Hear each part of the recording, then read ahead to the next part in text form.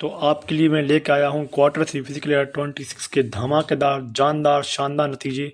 जियो finance एक subsidiary firm थी Reliance industry की, जिसका आईपीओ आया और उसका स्टॉक में अब लिस्ट हो चुकी है।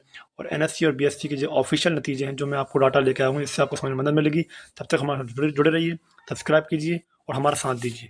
तो आइए हम देखते हैं यहाँ पे कैसे गंवाएं। स्टार्ट करते हैं जियो फाइनेंस के Q3 फिजिकल 26 के नतीजे, जो कि कुछ इस प्रकार हैं। कंपनी के जो रेवेन्यू फ्रॉम ऑपरेशन जनरेट हुआ है, वो रेवेन्यू आया है पिछले सितंबर क्वार्टर में 981 करोड़, और इस बार आया है 900 करोड़। मतलब कि क्वार्टर टू क्वार्टर में देखें तो कंपनी को 81 करोड़ का घाटा ही देखने को मिल रहा है, ठीक है।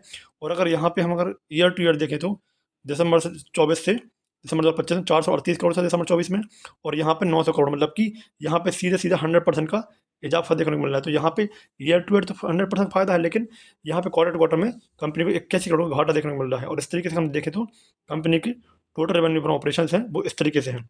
अगर टोटल इनकम की बात करें, टोटल इनकम कंपनी किस तरीके से है। टोटल इनकम की बात करें तो पहले दिसंबर ईयर देखें तो 448 करोड़ थी, और इस बार 901 करोड़। मतलब कि अगर टोटल इनकम की बात करें तो इनकम भी लगभग 100% की जंप देखने को मिल रही है। और अगर क्वार्टर टू क्वार्टर बात करें तो क्वार्टर टू क्वार्टर में कंपनी को इस क्वार्टर में थोड़ा सा परेशानी आएगी, क्योंकि सितंबर क्वार्टर में 1002 करोड़ था और इस बार 900 करोड़। मतलब कि यहाँ पे 100 करोड़ का लॉस कंपनी को, लगभग 100 करोड़ का लॉस कंपनी को देखने को मिल रहा है। तो ये थोड़ी सी कंपनी की टोटल इनकम में भी क्वार्टर टू क्वार्टर में गिरावट देखी गई है, और साल दर साल में जो बढ़ोतरी देखी गई है। और इस तरीके से मैं आपको बताऊंगा अंक के रिजल्ट कैसे आते हैं।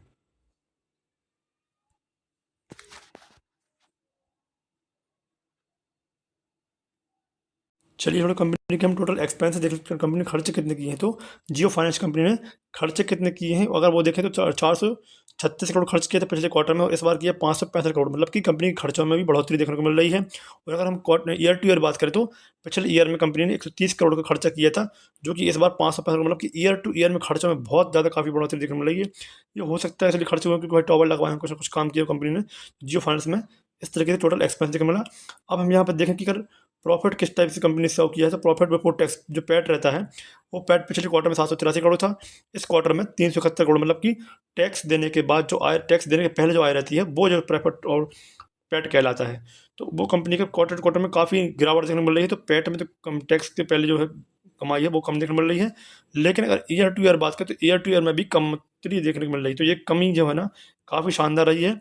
और अगर हम यहाँ पर टोटल टैक्स देखें, प्रॉफिट ऑफ द ईयर में देखें, जो पैट रहा है पिछले सितंबर क्वार्टर की बात करें तो 695 करोड़ था, और इस बार की बात करें तो 268 करोड़। मतलब कि यहाँ पर जो प्रॉफिट रहा है टैक्स देने के बाद, कंपनी को अच्छा खासा प्रॉफिट देखने को मिल रहा है, जो पिछले बार क्वार्टर में 700 करोड़ से लेके इस बार मात्र 270 करोड़ के आसपास है। और अगर ईयर टू ईयर की बात करेंगे तो दिसंबर 2024 में 294 करोड़ था, और इस बार यहाँ पे टोटल जो कंपनी का जो प्रॉफिट था, है ना, तो वो जो जो था कुछ कम आया है। तो ये जो क्वार्टर टू क्वार्टर तो कम ही है, यहाँ पे क्वार्टर टू क्वार्टर में बढ़ोतरी देखी गई है, और ईयर टू ईयर में भी कमी देखी गई। तो दोनों जगह पे जो प्रॉफिट है कम ही देखा गया है। तो ये थोड़ी सी प्रॉब्लम वाली बात है, कंपनी प्रॉफिट में नहीं है। तो ये एक प्रॉब्लम की बात हो सकती है ना। और इस तरह जियो फाइनेंशियल ने बड़ी रिजल्ट पेश किए हैं, और आगे बताता हूँ कैसा क्या आया है। आइए चलिए देखते हैं कंपनी का ईपीएस कैसा रहा। ईपीएस ही बड़ी चीज़ रहती है जिससे हमको पता चलता है कि अर्निंग पर शेयर कैसी कैसी रही है।